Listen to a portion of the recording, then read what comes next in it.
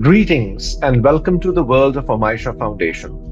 Representing Omisha Foundation's A4G Impact Collaborative, I, Raja Sahi, am delighted to invite you to join our podcast series, Governance Dialogues, Shaping the Future of AI. The A4G Impact Collaborative is a global alliance launched by the Omisha Foundation. A4G unites experts, institutions, and policymakers to co-create open solutions across three key domains: AI for sustainability, driving ESG transformation and circular economy adoption with data-driven insights. Two, AI for mental well-being, scaling supportive AI human frameworks for accessible mental health. And governance for AI, developing ethical, human-centered, and inclusive governance frameworks. We hosted our first event, A4G Horizons Responsible AI Symposium, in partnership with the Delhi Technological University on April 16, 2025. Taking the collective forward with our nation's policymakers and AI collaborators, we present Episode 3, Democracy in the Age of AI, contributing to understanding the importance of the new version of democracy. Joining us today are policymaker friends of A4G and earlier guests during the April symposium are Dr. Shakti Goel, a seasoned technologist and data scientist with extensive experience designing AI-driven systems for large-scale digital platforms. As chief architect at Yatra Online, he leads strategic projects integrating machine learning into travel, logistics, and user experience frameworks. Beyond his corporate leadership, he advocates for the responsible adoption of AI and transparent algorithmic practices, emphasizing the role of technology in safeguarding democratic values. Professor Cary Coglianese is a globally recognized scholar of administrative law, regulatory policy, and governance innovation. His pioneering research explores how governments and institutions can manage technological change responsibly. As director of the Penn Program on Regulation, he has authored influential works on algorithmic accountability, management-based regulation, and evidence-based policymaking. We welcome you both. This series is an endeavor to build a community voice of and within AI governance, represented by Mr. Harshit Sharma, BCom honors student in International Business, Trade and Tax Law, SBSEC, Delhi University. Passing the baton to you, Harshit. Please take it away. Hi everyone. In this episode, we delve into the fascinating intersection of artificial intelligence and democracy, exploring how emerging technologies are reshaping governance, accountability, and public trust. As AI becomes an integral part of decision making worldwide, the question arises: how can nations collaborate to ensure that innovation remains a force for the public good? Joining us in this insightful conversation are Dr. Shakti Goel and Professor Cary Coglianese. Today, together they unpack the challenges and opportunities at the crossroads of technology, ethics, and democracy. We'll start with mapping the challenge, algorithms, and democracy. We'll unpack the real risks AI poses to democratic systems, from election influence to algorithmic bias. Dr. Goel, I'd like to start with you as chief architect and data scientist at Yatra Online. What do you see as the most pressing risks that AI technologies such as recommendation engines, political bots, and deepfakes pose to free and fair elections in India? Okay, thank you, Harshit. Hello, everyone. Hello, Professor Cary, and thanks to ASG for having me here in this podcast. See, when I think of democracy, I think in terms of elections, right? And elections are about information, the work that like people have done, and like all the promises they have made, whether they've been successful or not. This information can be manipulated, right? This information can become misinformation or disinformation very soon. And AI makes it easier, economical, faster, and very efficient to spread to spread these lies. So AI can provide a channel to spread the lies, or AI can itself create lies or like generate lies through, as you mentioned, like through deepfakes or like through the political bots and also like hyper personalization. So I mean, democracy is something by the people, but if we don't keep AI in check, it can soon become democracy by the AI. And why Right. do I say that? I will take some examples. For instance, there was a video of our Honorable Home Minister, Mr. Amit Shah, saying that reservations are not needed in India, and reservation is a very sensitive topic. Uh, our Bollywood actor Amir Khan was seen supporting the Congress party. Ranveer Singh was saying that Modi is not doing a good job. I'm like a Prime Minister Modi is not doing a good job. So when you see all this, these are all fake videos, right? And these kind of discredit the political institutions, and hence they are a risk to the democracy. Now, when I see a lot of these such videos, I don't know, what to trust, what not to trust. This leads to erosion of trust in the digital technology. That is my biggest concern here. Similarly, using AI, using algorithmic polarizations, you can create echo chambers. What that means is, you can have basically means of propagating sensitive and politically charged, socially charged propaganda. That's also a risk. And especially in a country like India, where there is a huge digital divide, a huge literacy divide, there are a lot of vulnerable communities. You show them deepfakes, they actually don't even understand what a deepfake is. They will believe whatever is true. And remember, in True. democracy, one person, one vote, right? So whether the vote is coming from an illiterate person or a literate person, it doesn't matter. Then the other thing is there is large amounts of data available now, right? They have got all these technologies like Hadoop, and where you can store like petabytes of data. You can take this data and you can create hyper content. You can create content for uh, hyper local communities, and you spread this content there. You submit this content there, and it's going to spread like wildfire. So it is very easy to spread lies. It is very easy to come up with algorithms that are biased, and the data is such that a certain section of the community will never get represented by these algorithms. So these are the risks I see that AI, if not kept in check, if there's no supervision, can lead, uh, it can pose a serious and a huge risk to democracy. Okay, okay. Makes sense, makes sense. Right, that's a really insightful perspective from your side, especially considering like how digital engagement has transformed in recent elections. Right. Yeah. Okay, so Professor Coglianese, let me bring you in here. Based on your expertise in law and regulation, what evidence shows that algorithmic amplification is influencing public opinion or voter behavior in measurable ways? No, thank you very much for that question, and thank you for the opportunity to be here with all of you. I'm grateful for the chance to discuss these very important issues that you're highlighting. Let me say at the outset, from the standpoint of law and regulation, we generally like to see government policy that takes into account both the benefits and the costs of a technology, a product, some kind of behavior, business practice, or the like. So it's a one of balance and taking into account both the concerns as well as the benefits. And certainly there's a lot that can be said for the benefits from artificial intelligence.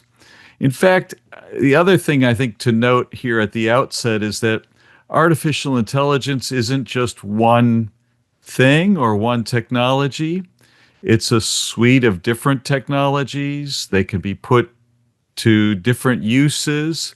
And that means it can yield, yes, different benefits, but it also can pose different risks and harms, like Shakti is talking about in the electoral process. And I think with your question about algorithmic amplification, we're probably going to be focusing more on the use of AI, machine learning algorithms in the context of social media platforms, and what are the potential concerns and the real concerns from it. I think the concerns are, as Shakti was mentioning, polarization, people kind of glomming onto the information that reinforces their own pre-existing beliefs because algorithms feed them information that they want to hear, and they continue that creates a stickiness to people's preferences, which may make it harder to achieve some kind of consensus or community in societies. Another concern is with misinformation, that people will just be completely misled, and they will make decisions that in the ballot box or in how they participate in other ways electorally, whether they're involved in campaigns or the like, whether they're participating in trying to shape a policy by speaking to their representatives or what have you, that they may be just misinformed because they have been fooled by deep fakes or just the spread of misinformation that goes viral so much faster through social media, and that can lead to what we would call cascade effects, where you see a large ripple effects of this misinformation that plays out through the polity. I also, want to emphasize what Shakti mentioned was the ways that this can contribute to distrust and cynicism and kind of a digitally imposed nihilism, where people don't know what to believe, who to believe. They just sort of then check out and become disengaged from the democratic process, and that's not healthy for a democracy. Now, when it comes to setting actual policy to address these, as I said, from the law and regulatory standpoint, we'd want to know more than just that these are the concerns, but how big of the concerns are they, and how to weigh those against the benefits from digital technologies. And I guess in that regard, we still have a lot to learn.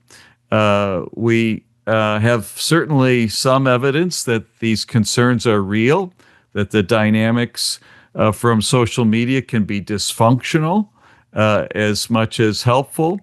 We have some good evidence that people with already extreme views or maybe even mental illnesses can be perhaps most vulnerable and susceptible to these kinds of misinformation campaigns and viral spreads, and that can lead them to sometimes act in violent ways. Then we need to be concerned about that.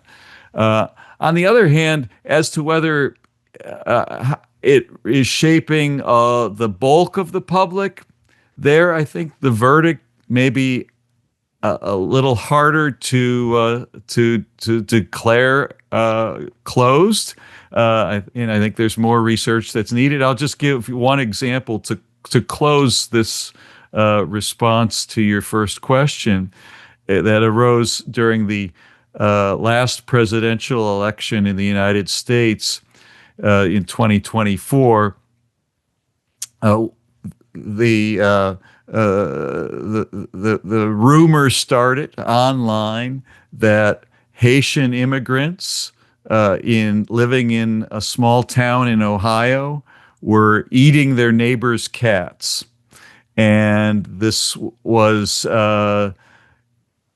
actually sweeping through sort of the right-wing media sphere and online platforms and then it actually entered into the mainstream when a vice presidential candidate, J.D. Vance, mentioned this in his vice presidential debate. It was something that the government officials in Springfield, the police chief in Springfield, the governor of Ohio, everybody categorically said, this is false. It's not happening. Haitians are not eating their neighbors' cats. But it was nevertheless being used by the Trump campaign to whip up an anti immigrant fervor. Yet it's not clear how terribly effective it was at that. Obviously, at the end of the day, Trump did win, probably was going to win Ohio to begin with. Uh, but if you look at the national public opinion polls, a majority of Americans did not see that as true. And actually, only about 20% of the public thought that that was true. And most of those tended to be folks who were already ideologically aligned with the president, or then the presidential candidate Trump, and sometimes people's ideologies are really what's at play here, and they're glomming onto the information that reinforces those much more than the information actually changing and influencing their ideologies. That it's a very That's fascinating. complex challenge, yes. And so we need more research, but these are very real concerns. Okay, okay, makes sense. I think it really highlights how algorithms are shaping not just what people see, but what they believe. Because ultimately, I think perception is more important than reality in politics. So, okay, let's bring both of you together for a quick crosstalk. So, from policy standpoint, which democratic safeguards are most vulnerable when governments or parties deploy AI-driven analytics, and how can these be protected? So, it's for both of you. So Professor Cary, you can go ahead first. I mean, since like you had a good Well, dialogue on I this, yeah, please. Yeah. I think I think the biggest safeguard in democracy are elections, right? And so what we've been talking about here, these risks are really serious. If you are undermining elections, then you're undermining the biggest safeguard in a society uh, overall. We could talk further about how to combat uh, the spread of misinformation, for example. There's certainly going to be a mix of some technological solutions, some civic education, maybe some public policies about requiring information disclosure, requiring firms to and platform companies to take steps to combat misinformation, or to at least provide flags and perhaps warnings. These are all steps that could be taken either as a matter of governmental policy, perhaps, or just by firms on their own.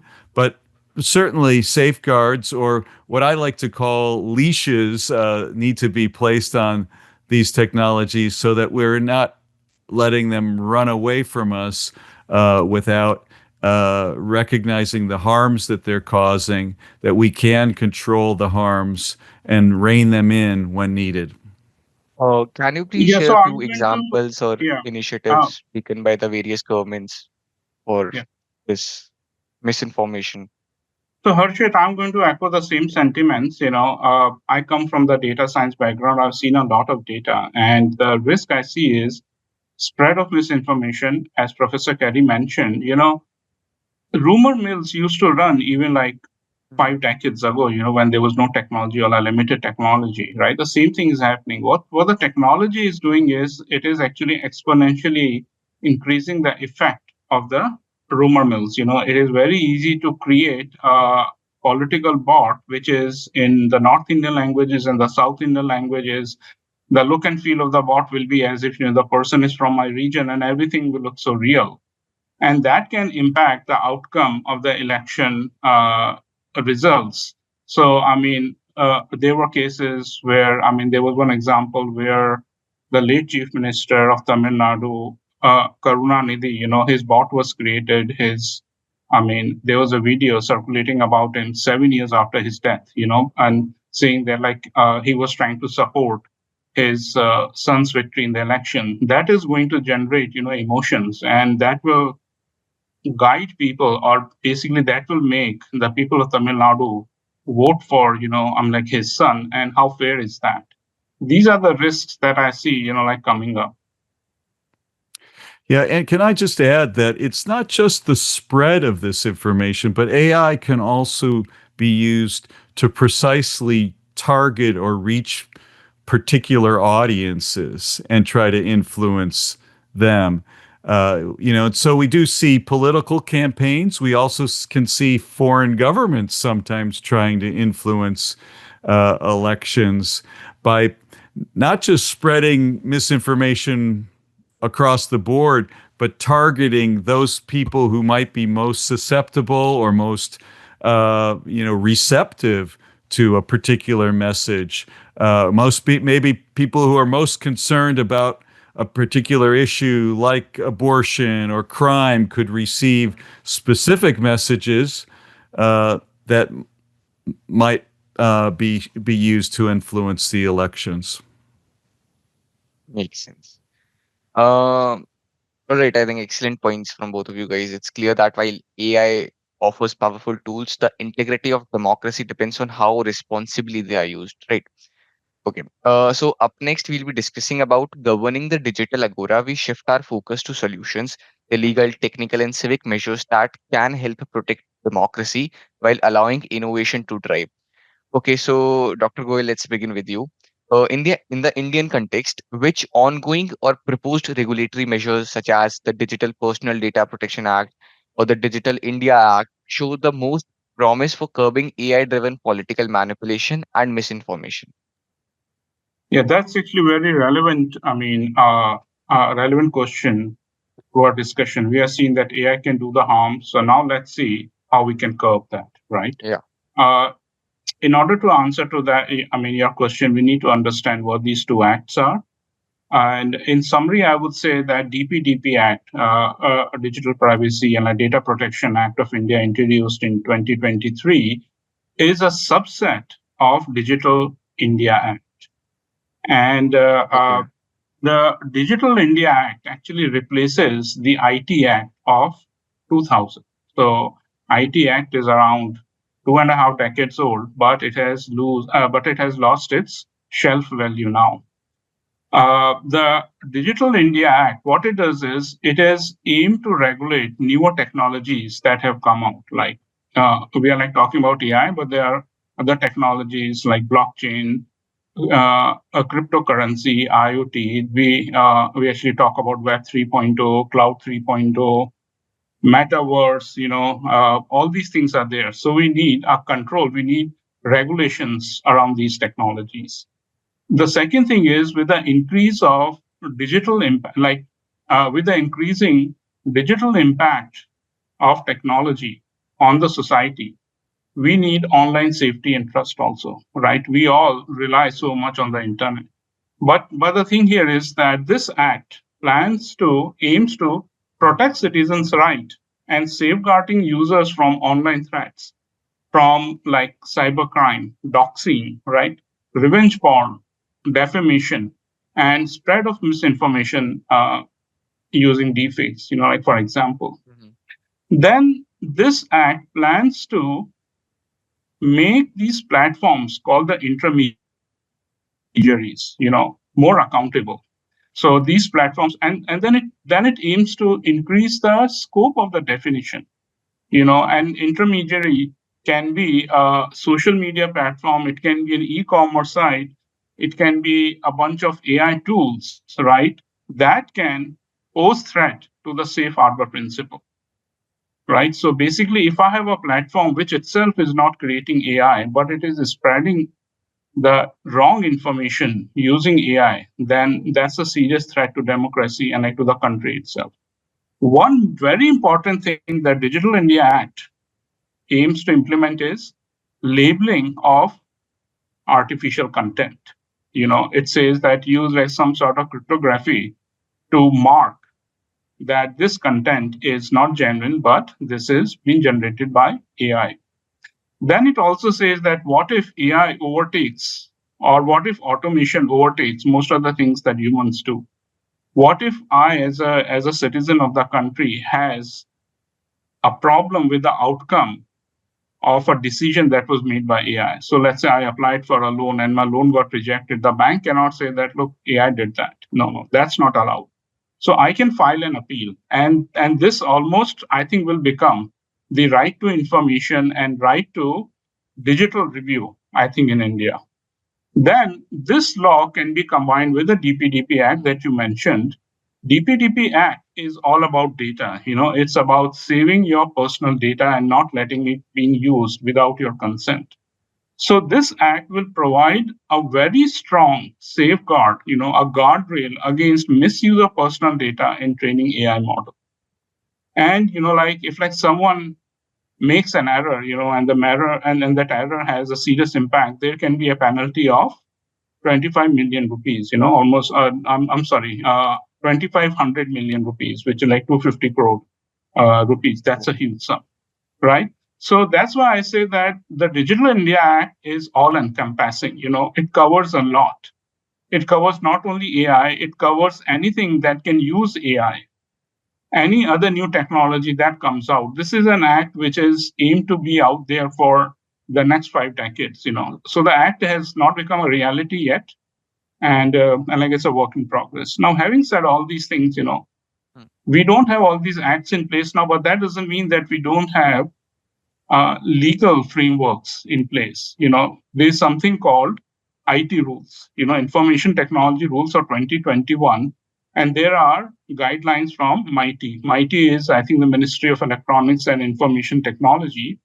What it says is that if the government identifies that there is a deepfake, and that deepfake is listed on your platform, then you are required to take it off, within a certain time period. The the other thing is that mandatory labeling, especially for political campaigns, anything that has huge impact, labeling of that content is absolutely necessary. And if something has been introduced in the public and that is causing harm, then Bharatiya Natya Sanhita, which is basically a replacement of the Indian Penal Code, that has a lot of rules, and that can also take the person to task. Right? So these things are developing. Right now, we are trying to understand AI. I'm like, AI has not caused much or any harm yet, but the good thing is that we are talking about it so that we can be aware of it, and then we can prepare guidelines to protect us, and protect us and a progeny in the future. Okay, okay. That's a valuable insight, especially as like India is positioning itself as a global leader in digital governance. The balance between innovation and regulation really is delicate. Uh, okay, sure. Uh, okay, so Professor Cary, I'd like to bring you in here. You have discussed the importance of management-based approach to AI regulation. How can independent audits or open source verification tools help citizens and journalists check algorithmic influence in real time? Well, let me say a word about what management-based regulation is, and to situate this here. Sometimes it's said that what we need to do to protect the public from the harms of AI is a set of guardrails around the technology. And while I agree with certainly the sentiments behind that, the metaphor, I think, is misleading. This is not a technology that can be corralled by some fixed structure, metaphorically, like a guardrail, because it is so dynamic and so diverse. What counts as AI, what types of AI there are, what uses they are, the various risks they are, all are highly variable and changing. So what we need are flexible regulatory approaches, approaches that can adapt, approaches that can generate better information as well, so that we can understand the technologies and how to protect the public from the harms from them. And that is an approach to regulation that's been used widely in a variety of contexts where it's not possible to create very clear one size fits all solutions. It's called management based regulation, and it requires companies that are in engaging in some kind of regulated activity or dealing with some kind of regulated service. In this case, we could apply this to platforms that are using AI and for social media, for example, to develop and monitor and maintain a clear set of plans to try to address the risks that we've been talking about, try to show that they are acting responsibly. And if they do that, some of the things that they might put in place would be changes to how their algorithms are boosting certain kinds of content. There might be internal steps that they might take to actually delete misleading content that's promoting violence, for example. They might then also put labeling on content that's that's created, or insist that those labels be there in order to promote it. These are all concrete steps, but it's hard for a regulator to know exactly which one of these steps always to take. But you can, as a regulator, adopt what's sort of like a meta regulatory structure, asking these entities to put in place their own internal sets of procedures and plans to do their own risk analysis and try to prevent harms. Then you can also require them to disclose what they're doing. And civic organizations, as you say, can monitor that. And you can start to see how well they're doing by auditing what's taking place. You can see their safety cards that they're releasing, showing what they're doing to manage and protect the public from the harms from AI. This is also a flexible approach is, I think, important in this context. One, also because the innovation is something that's desirable. It can lead to some good benefits, but also too, you have to be careful not to be too heavy-handed with regulation in an area that would impede people's freedom of speech and freedom of association and political thought too. So this is a very sensitive area, but one in which a flexible form of regulation, again, that I would consider more of a leash than a guardrail, would be appropriate. True, makes sense. Okay, so brilliant thoughts from both of you. It's clear that governing the digital public sphere isn't just about creating rigid new laws. I think it's more about creating trust, transparency, and shared accountability between technology, institutions, and citizens. Okay. Okay, up next we have future safeguards and global cooperation. So this segment is all about vision setting, understanding what global norms, policies, and collaborations might ensure that artificial intelligence continues to serve democratic and human-centered values. Okay, so Dr. Goel, let's start with you. Looking ahead 5 years, what global agreements or norms could realistically emerge, keep AI aligned with the democratic values, and how can India contribute to these initiatives? Okay, Harshit, that's another great question, in the line of our thinking. Uh, Professor Cary has kind of covered a lot in this, but I'm still trying to delineate it, in points. See, today we talk about ethical principles, we talk about ethics of AI should be explainable and all that. I think 5 years from now and beyond that, we will be talking about legally enforceable framework to manage and control AI. So whatever has come out of these discussions, think tanks, there are a lot of panel discussions, A4G, does an amazing job in like bringing this human focused, human centric aspect of AI. And when you have these discussions, I'm very sure that a legal framework will come out of it, right? Now, what I see becoming part of this legal framework would be, mandatory content provenance. What it means is, like Professor Cary mentioned, that all the digital content has to be labeled, and it has to be labeled using a strong form of cryptography, which cannot be broken. And probably this will give rise and more impetus to the quantum cryptography algorithms, which are not very easy to break. The second thing is algorithmic transparency.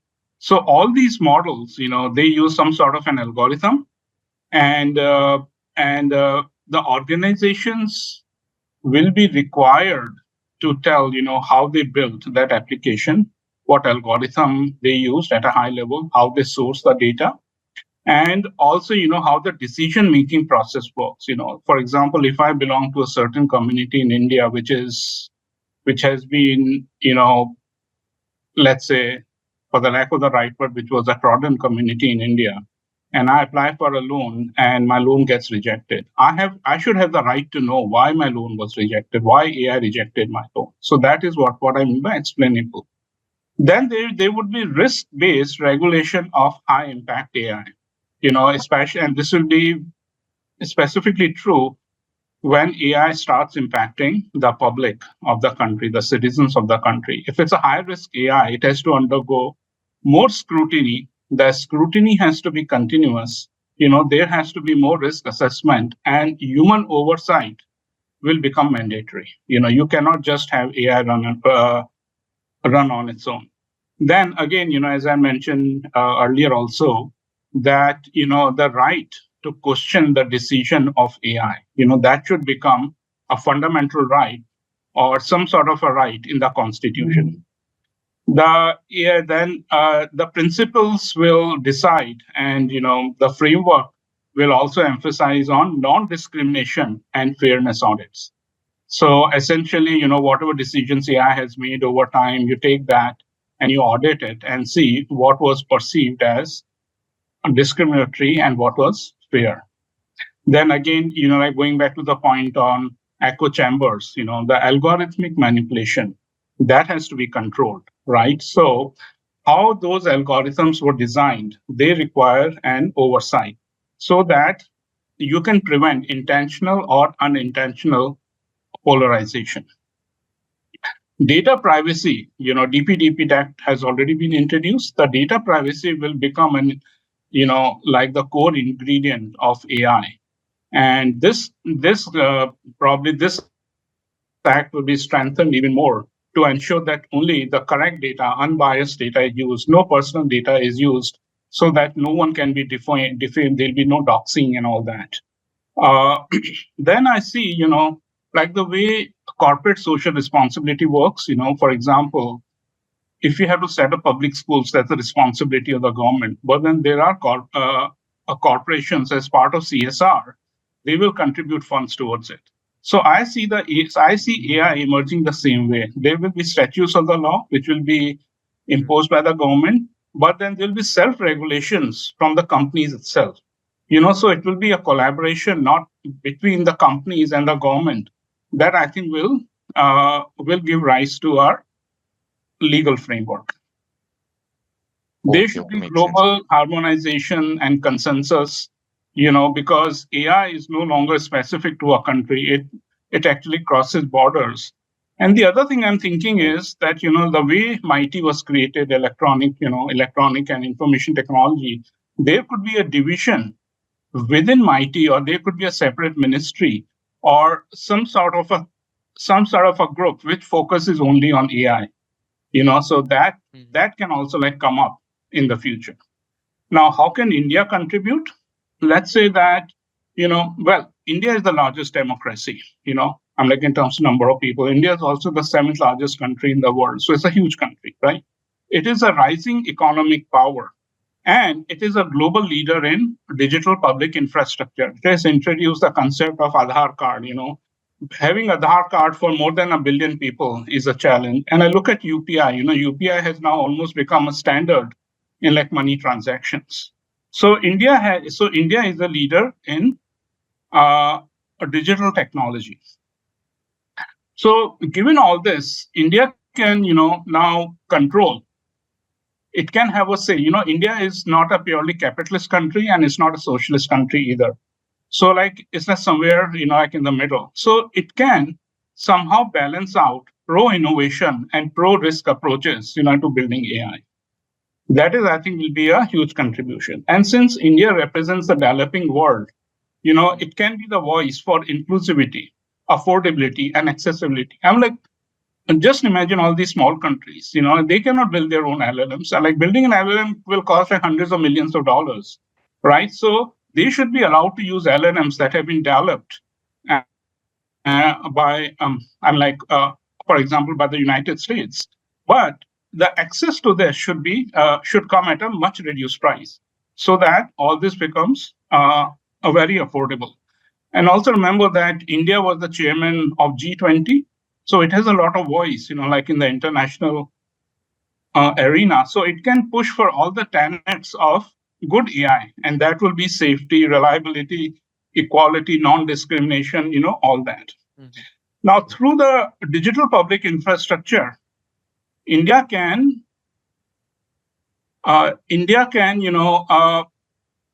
lead, or India can go for AI for all. When you have digital technology that actually democratizes and commoditizes, that is democratization, commoditization of AI itself. So AI is now accessible to everyone, and it is accessible at a relatively reduced price. So you might have heard of like Bharat Gen, it works in 22 Indian languages. So if you build a content in Hindi, why not have the same content in like one of the South Indian languages like Tamil or whatever? And also like India is enforcing this Powerful Digital India Act. So it is thinking, ahead of what problems AI can impose. So this whole thinking is happening. And you might also, I don't know if you know this, but somewhere I read that India has the largest number of users of ChatGPT in the world. So just imagine the adoption of AI within India. So the Indian government, the Indian think tanks, the Indian industries, they will actually work together, to contribute to developing the global legal framework for AI. Yeah, I think that's a compelling outlook, especially like India's potential role in shaping the global AI narrative to both innovation and ethics. Okay, so Professor Cary, over to you. If you could recommend one action to national governments before the next major election cycle, what would it be to ensure that AI serves democratic purposes? Well, I hate to resist the question, but I don't think that these issues are ones that uh, can be solved by just one single action. If I had to say, though, one single approach, it would be, or one single word to capture what governments should be doing and thinking about, it would be vigilance. I think we need to see vigilance by governments. Vigilance to, first of all, protect their own domestic democratic processes from foreign interference. Here in the United States, one of the first moves of the Trump administration was to destaff and destabilize and dismantle to a large extent our office in our federal government that was assisting states and localities from monitoring and protecting their electoral processes from foreign interference. So vigilance is needed in that regard. I think vigilance is needed in protecting electoral processes from the incumbents from manipulating electoral processes and using misinformation to secure continued positions of power. So we want to make sure that elections remain free and fair from the manipulation and power of those who are already in office. We need to have that. We need ongoing vigilance from the private sector as well, from all the kinds of risks that we've been talking about, from whether it's deep fakes, other kinds of viral misinformation campaigns, and I like the subtitle of your governance dialogues here, shaping the future of AI, because I think vigilance is really what shaping means in a way. It's an ongoing process.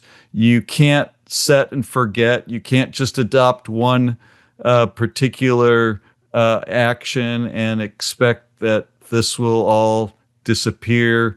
We're in this for the long term. This is a new normal, if you will, that we are entering into a period of time in which we are going to have to maintain constant vigilance. Citizens themselves have to be vigilant too about all of this. Oh, And we can't expect to necessarily control AI or the use of AI perfectly. Heck, we can't do that for people either, but we can try to shape uh, and guide and influence it, keep it on a leash so that when needed we can pull it back. But otherwise, it will meander and wander and go in different directions. But we hope it will be shaping and steering it in the right direction, one that is in the democratic sphere toward free and fair elections that will promote the fundamentals of democracy around the world. okay, I think that's a very much pragmatic approach towards these things like that. And okay, so now to wrap up this round, let's open the floor one last time. How do we maintain innovation and free expression while limiting algorithmic harms to democracy? So this question is for both of you guys. So anyone can start. Well, as I Oh, said you want to go before, ahead? I think it's yeah, yeah. Well, I was going to just say to echo one thing I said before, and then we could go from there. But we have to be careful that we don't overregulate, so that we're inhibiting the speech that social media and digital communications technology actually foster and allow. And we want to make sure that any regulation is applied with equality principles in mind, so that we're not favoring one part of society or one political viewpoint than others. That's why I think something like a management-based approach is the pragmatic approach to take, where at least for right now, we get companies that are involved in these platforms to show the government that what they're doing, and show the civic society what they're doing to uh, handle their technologies in a responsible manner. So here, Any yeah, add-ons from you, sir? yeah. Yes. So Go ahead. see, regulation. Like first of all, we should understand where AI is. It's not happening that that I wake up tomorrow and I see machines with holding guns in their hands and they're like controlling human beings. So right, we are not there yet. AI is still developing. So why stifle the progress when we have not fully understood the harms of AI? So let AI first do some harm, then we can have sort of a reactive approach, and then we can develop proactive uh, solutions. Like around that. So see, here the thing is, I'll like also take an example of how all these large language models have been developed. They actually scraped all the content from all the sites on World Wide Web and large language models, and this was petabytes and petabytes of data. That's a lot of data, and a lot of this content was copyrighted content, right? So these LLMs were not supposed, or these technology were not supposed to be trained on content that is copyrighted, that is not open to public, right? But still that happened, right? And look at the beautiful outcome that has happened, right? We have large language models. There has been such a huge adoption of generative AI technology. If we had stifled it and said that, no, no, no, you cannot do this and you can read only this content, it will first of all take eons, like to figure out what you can train your model on and what you cannot, right? So these kinds of things are there. Now, has much harm been done because some copyrighted content was taken? I don't think so, right? Although there are lawsuits, like pending against uh, these major corporations. But I think if you look at the general benefit, it has, to the society that has happened because of these large language models, they far outweigh, a small thing like a copyright violation. So that's where I think that, I'm always for like pro innovation unless you see some serious harms. If you look at, all the regulations that are coming out, so like in the United States, they all are around pro innovation. However, in Europe, they are around pro risks. And that's where some sort of a balance, as like Professor Cary mentioned, is absolutely necessary with that tilt, I think, towards innovation, right? And that's my take on it. Hey, can I Any add add-ons, sir? also Yeah. to my earlier comments too, and as we close out, I think there's a real need for much more research on all of these questions. And before we rush into making unduly restrictive regulations, for example, we would, I hope, be able to do so on the basis of some sound evidence and analysis. Unfortunately, I think some of the big platform companies are pulling back on their cooperation with researchers. And I think it's really important for them to be opening up their operations and their data for outside independent researchers to be studying what's happening with their technologies, to be able to understand better what the more sensible regulatory approach would be. And in fact, if I had anything to say to those companies, I would say you should embrace and welcome that, because if you don't, the risk they face is that governments are going to come in the face of some crisis that occurs or some catastrophe, and they're going to adopt some draconian policy that will be more costly than whatever concern or cost they may fear by having researchers having access to their data and studying them. So I think more research and more access and transparency by outside experts and independent reviewers is really important. Okay. I think thank you everyone. That was an enlightening discussion. We started with how crucial is AI for perception building. Later on, we discussed how AI can negatively impact it through misinformation and various means like that. Later on, we discussed ongoing measures to curb negative use of AIs, like various laws from various ministries, the public participation in that, and the corporate participation in that. Later on, we went on a dialogue about what's the next step ahead for us. How can, as a citizen, as a responsible citizen, we can contribute to it? How can various governments can contribute to it? So I think it was a wonderful session, and that wraps up today. And over to you, Raja sir. Thank you so much, Harshit. And thank you, everybody watching, for joining the world of Amisha Foundation's A4G Impact Collaborative flagship podcast series. We thank our renowned speakers, Dr. Shakti Goel and Professor Cary Coglianese, as friends of A4G Impact Collaborative, adding to our voice alongside our youth ambassador, Mr. Harshit Sharma, for bringing this perspective to the discussion. As this was recorded on 10th October, World Mental Health Day, we at Amisha Foundation and A4G Impact Collaborative are enabling the 2025 World Mental Health Day theme, Access to Services, Mental Health in Catastrophes and Emergencies. Through our mental well-being endeavor, we are attempting to address the emergency of job displacement that AI has introduced globally. Stay tuned for our next episode showcasing global women Building Governance of AI on the 26th of October. Thank you so much for watching.